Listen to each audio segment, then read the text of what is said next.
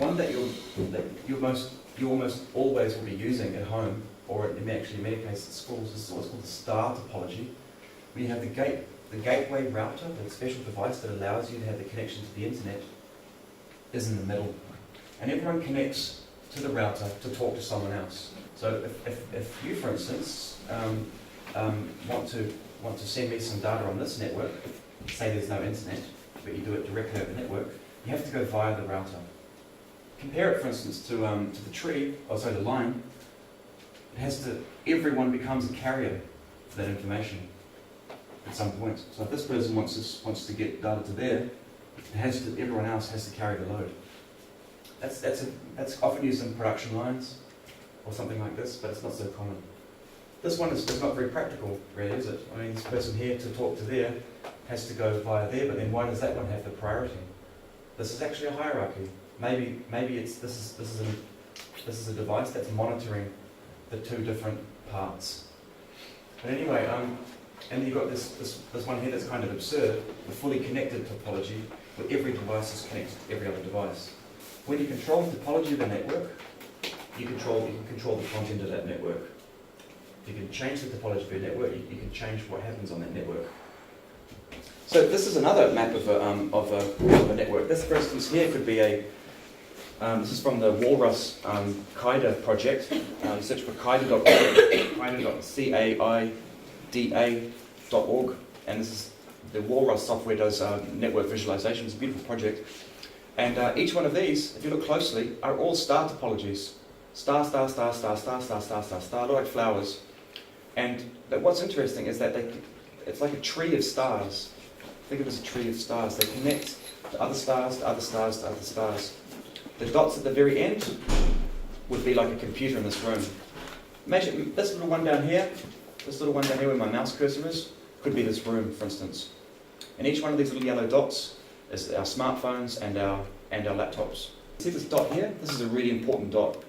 It's almost certainly not a smartphone or a laptop or a tablet computer. It'll be a router. It'll be routing all the traffic from here, bam, and then to there, to there, to there, to there. This would be it. This would be if you destroy that, or you take the power out of that device, all of these people here will not have access to the network. Your data moves around on networks in what's called packets. When you upload an image to Flickr or something like that, it's broken down into heaps and heaps and heaps of packets that are all just shot out over cables, and then they're assembled. They're assembled by Flickr. When you're looking at an image in a browser, it's being assembled by your browser. Every packet has a sender and a recipient. Every packet has an origin and a destination. So on the other side of this packet, there'd be the sender of the packet. Every network packet has this information in it. I'll show you how to read that information. So they have a sending address and a return address. When you're requesting a web page, the official is a packet that goes out. It's called a GET packet, HTTP GET. It says get me this, and you send it out to the server, and the server can say, yep, okay, or it can say no, I don't want to give you to this person, to this device. And so that's when your GET packet goes out, it has your origin, and it goes to the destination of the server, and the server then says, okay, right, well, I know from that GET request where the web page is supposed to be delivered. So it's always a conversation. Every single network event has a two-way conversation. If it's not, then the packet has been dropped. Addresses on packets are called IP addresses. So now we're at the network layer. We've gone from the physical of stuff, we've gone to the link layer, which is these hardware addresses, these fingerprints, and now we're in the IP address space. The IP address is like your home address. It can change. You've got the MAC address, the hardware address. It's got two names. You can use whatever you want, MAC address or hardware address. The IP address is assigned to the unique ID of your network device on your smartphone, tablet, computer, or laptop. Going back to that network topology thing before, if you change the relationship between the MAC address and the IP address, you're changing the shape of the network. You're changing the shape of the network. That's what our Newsfeed project does. We basically hijack that part of the network. That it's basically all that right now our computers are sending out these little packets called ARP, Address Resolution Protocol packets. These little packets that go out and say which device has which IP has which device has which IP has which device, and they're doing it all the time. They're called who has packets. It's like the network is a dark space. You've got to be able to see into it, and the only way you can do it, the only way computer networks can work at all, is because of these sorts of requests. Who has what? Who is what?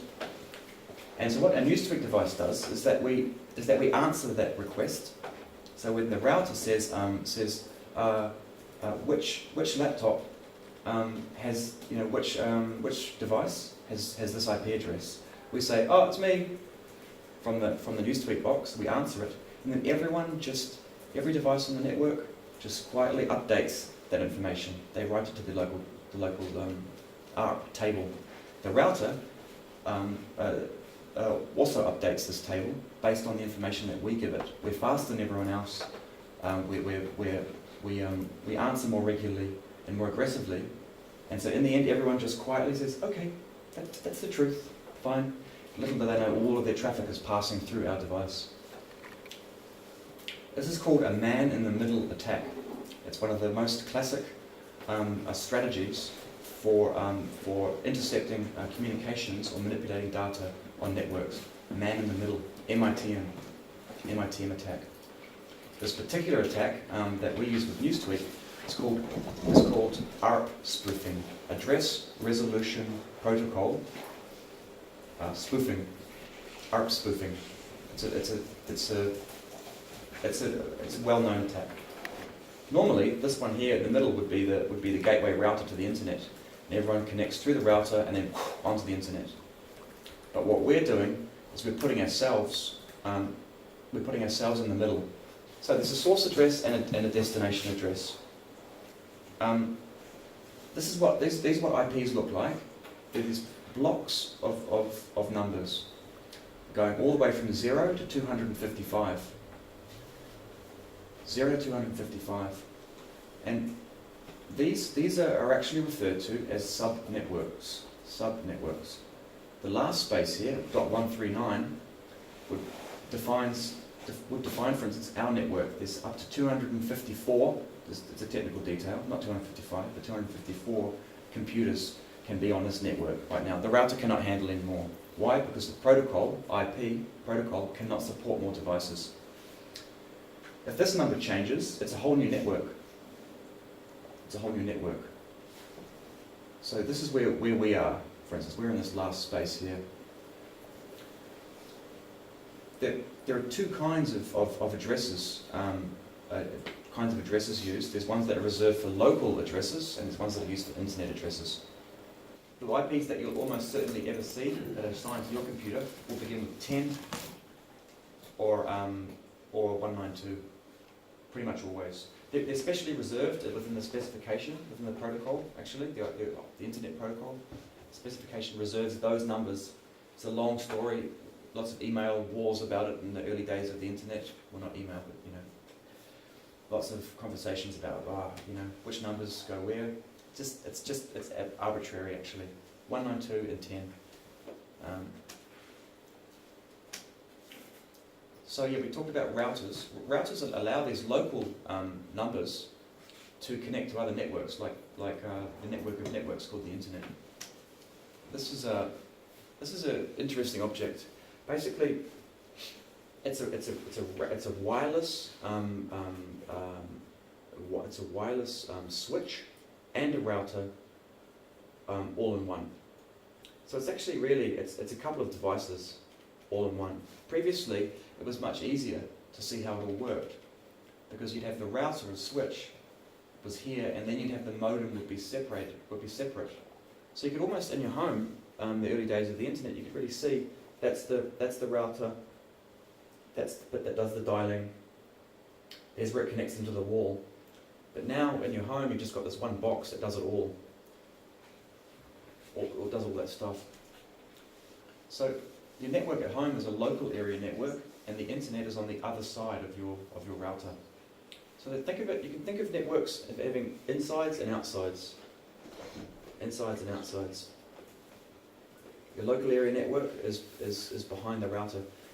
From the perspective of someone on the internet looking at what you're doing, all they can see is a whole bunch of traffic coming from that one address on the internet, because your gateway to the internet, that device, your device in your home, has an address on the internet, and it gives you addresses in your local network. So when someone is looking at your traffic from the outside, like it could be your service provider or government or someone with criminal interest or whatever, or just someone that's curious, they would be looking at the traffic that's coming from that gateway device on the internet, and all they would see, even if there's 100 people on that network, they wouldn't be able to tell straight away. They wouldn't be able to tell straight away that it wasn't coming from just one person. They wouldn't know. They'd have to start digging deeper into the packets and start looking for usernames and other content. Because when the data gets to your network packet gets to the router, it no longer has the local area network address of 192.168.1.5 or something like that. It doesn't have that. It doesn't have your MAC address either, the hyper address. It doesn't have those things. That part of the packet is written over by the router and then sent onto the internet. So it's kept private. It's kept private. There's no way of someone knowing that your device, that Sandra's iPhone, is resourcing that page. You can't see it. But if you're on the actual network with them, you can see all that stuff. You can see who is doing what. So you have to find a way of getting into the network if you want to find out who's on the network. You have to get into it. When you're on the other side of a router really changes the game a lot. On the other side of the router, it's very difficult to find out who specifically is doing what. You have to look at more social matters. You have to sort of read the content of the packets. This is what's called packet inspection. Here is the map I wanted to show you. What NewsTweet does is it changes the topology of the network. So normally we work like the blue lines, right? Like the blue lines here. So Bob here has 10.0.0.2 on the local network, not on the internet, because this guy here is connected to the internet, the wireless router and gateway to the internet. But Bob has 10.0.0.2 and the MAC address BB, for instance. And Alice has 10.0.0.3 and MAC address CC, right? And the wireless router has 10.0.0.1. It's usually a low number for the router. And it's and so when Alice joins the network, the wireless router says, okay, I'm going to give this IP to that MAC address. But what we do is we modify that ARP table so that Alice, when she thinks she's connecting to the router, she's actually connecting through our device. Because we direct that IP, the normal IP of the router, to our MAC address. It's like a DNS server? It's an RCache, spoofing. You're actually modifying the special table, the list. Every computer has a little list of who's in the room. It's like me now. I know most of your names, I think, and I attach them to faces, and I have that list in my brain. And you have lists in your brain of who's around you, right? Every computer is exactly the same. Which face has which name? All we're doing is we're saying this face has this name, and we're telling everyone else in a kind of a very regular and forceful way. So all their traffic goes through us and then onto the router. That means that we can change whatever happened, all these news sites, we can change them on this box. So I check into a hotel, right? I check into a hotel. I go into, I get the, I just check in for a night. And what I want to do is I want to make a lot of money in one night by stealing credit card numbers and then moving them securely to a remote location where a colleague of mine then harvests those numbers and buys stuff that he can then resell. So my job is to go into the hotel and collect credit card numbers. This is how I do it. This is the perfect example of just because you know that's possible. You don't have to be a network engineer. You don't have to be a hacker. You don't have to have done it yourself. But just because you know it's possible changes the way you feel about computer networks. Prompt. So the username and then and then router, which is the host name. Username is Julian, host name is router. On your computers it'll be username is user and the host name is host, just to make the point. The little $, this has been around for 30, 40 years as a standard. This means that you're a normal user on the computer. You're just a user. You're a user. So when you see the $ symbol, you're just a user on the computer, right? If that $ symbol changes to a hash shape, like this, I'll just quickly do it so you can see. If it changes to that, you have a hash again, you're in a very, very powerful position. You're the super user. You're God on that computer. You can do anything on that computer.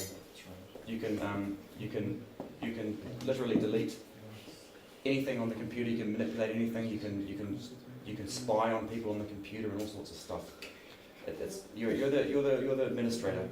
So there's this idea of user and then super user.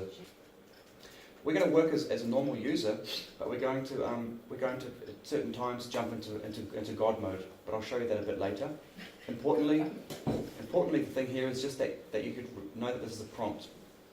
So when you start the terminal up, that little application terminal, what it does is it runs a shell inside it, a shell. So the terminal is just a program. There's the window, right? Inside it is a shell.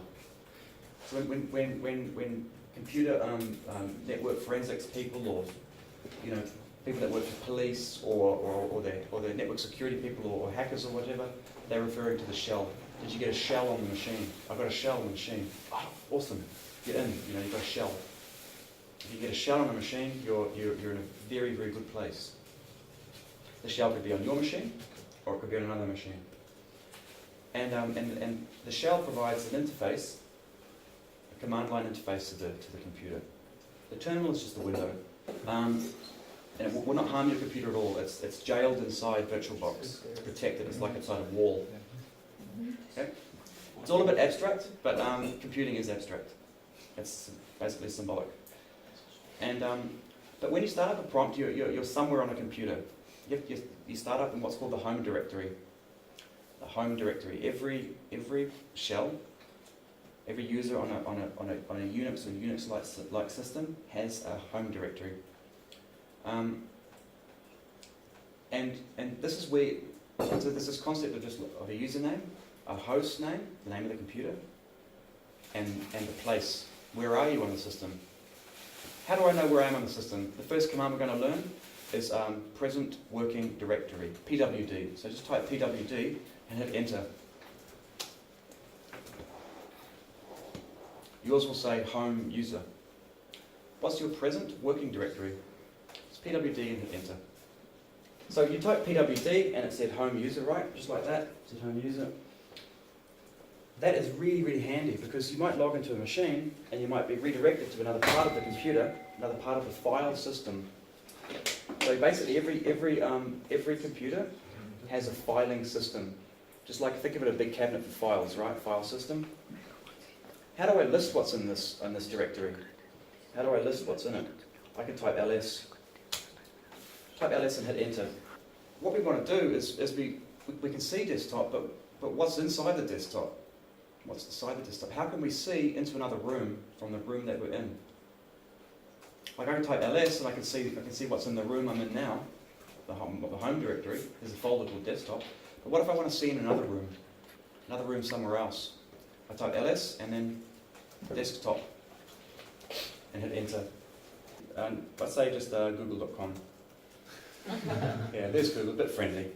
So try that yourself. You can actually ping a remote host out on the internet, far away. You're making LEDs blink on that machine. You're actually having electrical contact with that machine. trace route, and then pick any website. I'm going to pick my website. I'm going to pick julianoliver.com.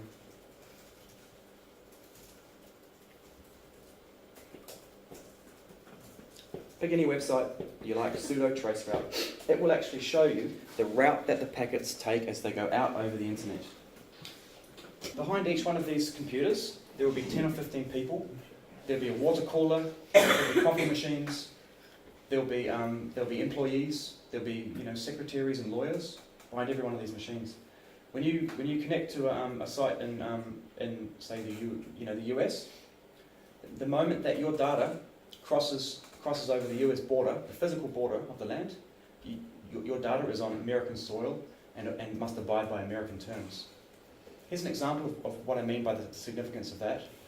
When Daniel Vasiliev and I were in Peru, we were teaching in Lima, a workshop in Lima, an extensive net workshop like this, but much more in depth and longer.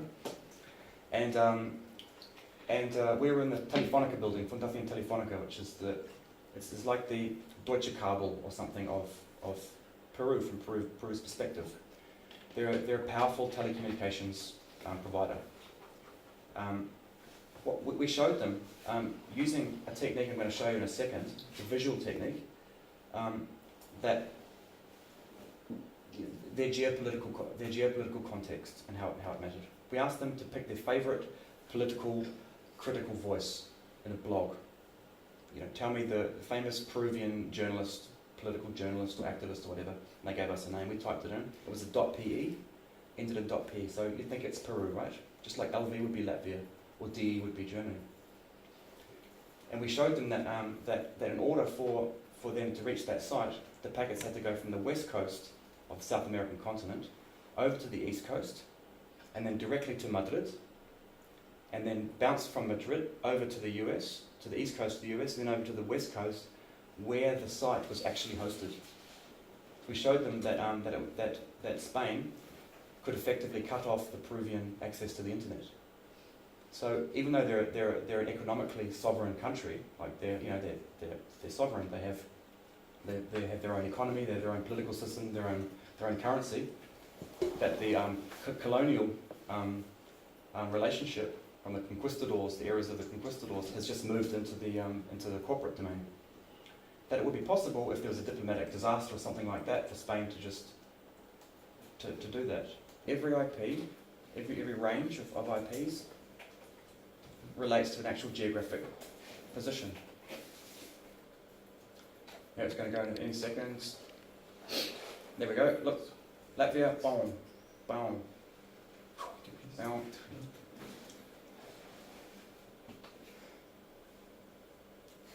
So that's where the electricity that I made went. The electricity the electrical event that I stimulated took that route. It shot across an undersea cable, bounced from country to country, and yeah. And these are the companies that are responsible for them. One is here. Is the router here? That's the router that connects this LAN to the internet. Here in this building is the first one. There's a Latvian address here, which is how that router will look to the internet. This building, the connection that this building has is that IP. And then it's American, it's British, American. So we've crossed 1, 2, 3 thresholds, political thresholds. Different places, different laws, different rules. In Britain, data retention is going into place in Britain, meaning that ISPs have to capture data and keep it for up to 6 months. Yeah, so when I was talking in my talk about connecting to the world and these simplistic ideas of the internet, already you can see that with traceroute, it's a little bit more complex. There's another great hostip.info. I can do something like this. So before I have this little IP here, like what this 85.15.192.97. I can copy it out, and in a browser, I can look up the location of an actual IP. Hit go, and it says Latvia, but it's not extremely specific. You can use other tools to give you very accurate locations for this. But this is this is a bit about the geographical part of IPs. Someone over there tell me their IP. This is 16. 68. No, someone further down the table. What's yours? 14. Okay. This command is the secure shell. It's extremely awesome. If you want to connect to another computer elsewhere in the world and you want to do it securely without anyone being able to see what you're doing, like in a tunnel, you can imagine an encrypted tunnel covered in diamonds or something like that. No, not diamonds. It's a bit too. It's a titanium tunnel connecting your computer to another, such that all those people that we saw, those computers that we saw in the world, in different places, can't see what you're doing. That if they try and copy it along the way, maybe you're in a war situation or you're an activist group or something like that, and you want to get data securely from one place to another, or you want to connect to a machine securely without anyone seeing what's happening on the inside of that connection, you use SSH. It's extremely difficult to break secure shell sessions. The whole session needs to be captured, usually at end to end. So you need to have a person spying at where their remote computer is and where the local computer is.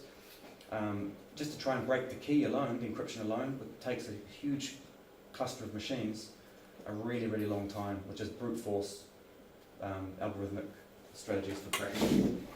So with SSH, we can remotely connect to a machine like so. SSH user at 192.168.0.14. Do we also do this? No, don't you do it. I'll just do it first to show you. And I hit enter,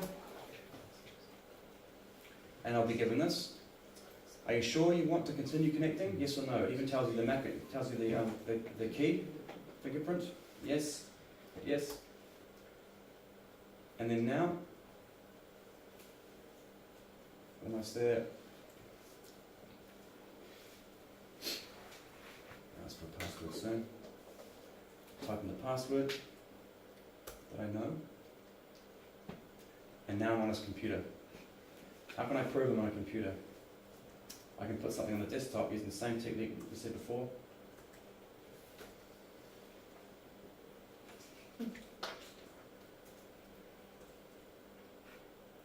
File hours.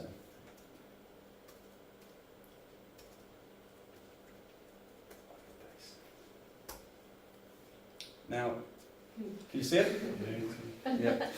I can also do slightly more powerful things, like this. Hold up your computer. Hold up your computer and show it. And then 1, 2, 3, 4.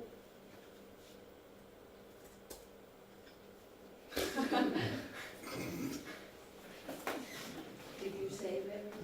What's your I'm getting responses back. So now I can securely copy my file there. And what was the command to make a new file?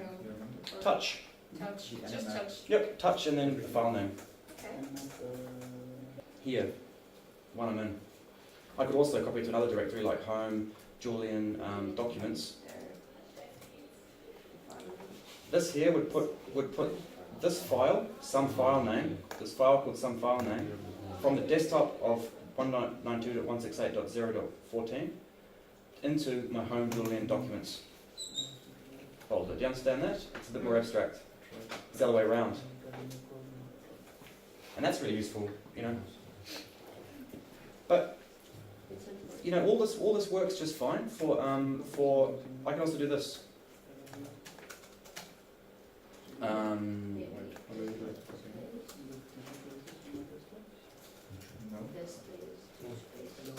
I can copy it to my server. Try it again.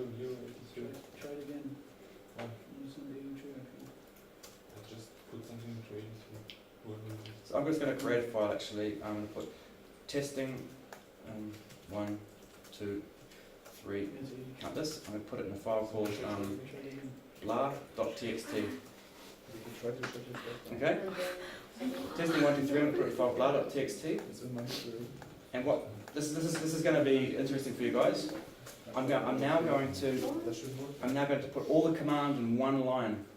When I use a little semicolon like that, it means once you've done the first one, do the second one. I'm going to then securely copy blah.txt to Julian at julianoliver.com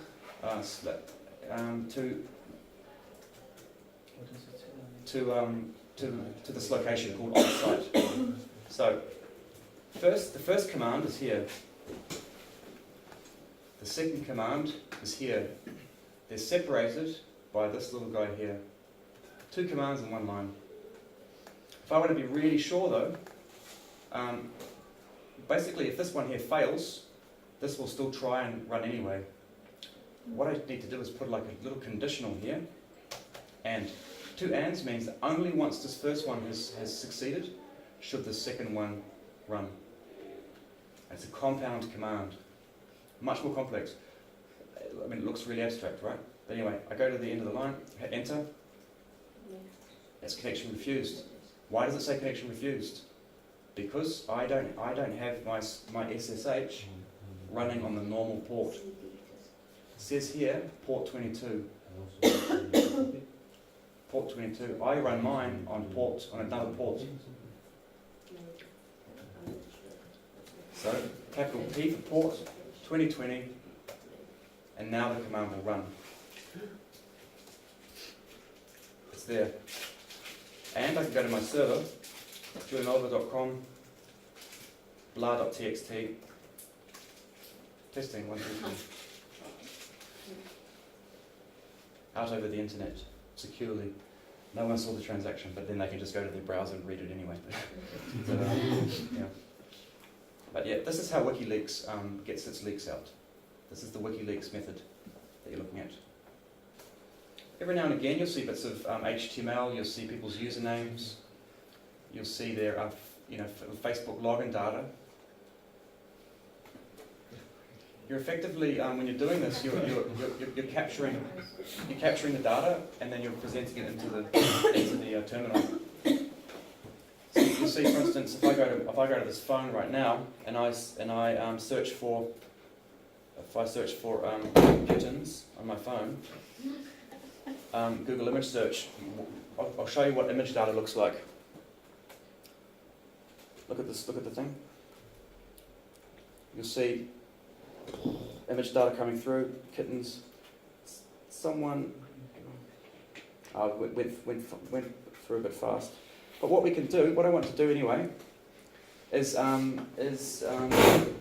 a way for us to actually capture some data in something like Wireshark, and then pull that data out and look at it. And then file name, whatever, dot PCAP. PCAP is the special, PCAP is the packet capture file format. Packet capture.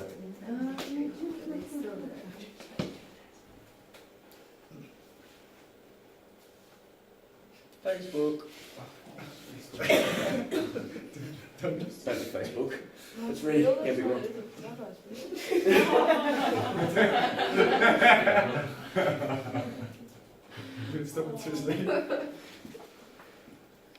On your desktops, there are three manuals that are in the notes folder, and in the last of the 3 manuals, manual number 3, there is information as to how to do a couple of different things.